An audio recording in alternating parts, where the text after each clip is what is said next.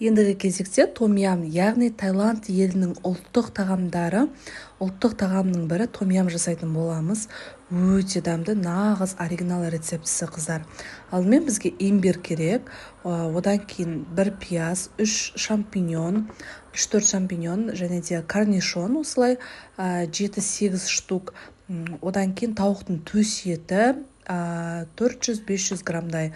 Одан соң кинза, ащы бұрыш және де лайм керек. Ащы бұрышты, ащыны жақсы көрсеңіздер, 4 штук ащы бұрыш қоссаңыздар болады. Және де осылай міндетті түрде том ям деп аталатын том ямның өзінің соусы керек қыздар. Оны Каспийден заказ берсеңіздер болады. Алдымен имбирді өте ұсақтап емес, майдалап турап аламыз. Одан кейін кастролямызға кинзамызды саламыз және де имбирді салып жарты сағаттай қайнатамыз. Ал бұл жерде қалғандарын барлығын турап дайындап қойып жатырмын. Тауықтың төс етін ұзыннан тураймыз. Майымызға кішкене май құйып, тауықтың төс етін алдымен 1-2 минутта жақсылап қуырып аламыз. Одан соң пиязымыз салып, тағы да пиязымыз қызарғанша қуырамыз. Одан кейін шампиньондарды саламыз. Шампиньонды ірі емес, майда емес, кішкене орташа мөлшерде тураңыздар қыздар.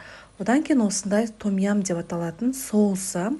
Бұл нағыз том ямның соусы, немесе басқа түрінен алсаңыздар да болады. Сыртында осылай том ям деп жазулы тұр. 2 пачкасын қолдандым мен қыздар. Дәміне қарай тұзын және де ащы бұрышын салдым. 2 штук ащы бұрыш, ащылығы орташа мөлшерде болады. Және де ең соңында кокосовое молоко, фотосын барлығын бөлек салатын боламын, құйып жібересіздер. 20 минуттан кейін қыздар қайнап шыққаннан кейін суымызды ешқандай имбирі қалып кетпеу керек. Біздің том ямның үстінен құйып аламыз да лаймның жартысын жақсылап сығып аламыз. Дайын болуына 5 минут қалғанда біздің черри помидорымызды ортасынан бөліп, тағы да 5 минуттай қайнатамыз. Қыздар, бұл суп қатты сылдыр су болып кетпеу керек қыздар. Өздеріңіз дәмін байқасаңыздар, кішкене ғана қою бір мягкий дәм және де ащылау дәм болады. Егер ащы болмайтын болса, ащыны мүлдем қоспай ішуге де болады. Бірақ том ям нағыз оригинал рецептісі өте ащы болады қыздар. Қасына күрішті пісіріп, осылай күрішпен бірге ұсынасыздар. Кез келген күріштің түрі жарайды. Мінекей біздің тағамымыз дайын болды. Дайындамастан бұрын түсінбей жатқан сұрақтарыңыз болса сұраңыздар, жауап беремін. Егер бұл супты татып көрмесеңіздер, міндетті түрде жасап көріңіздер. Өте біздің отбасымызға, әсіресе жолдасыма өте қатты ұнайды.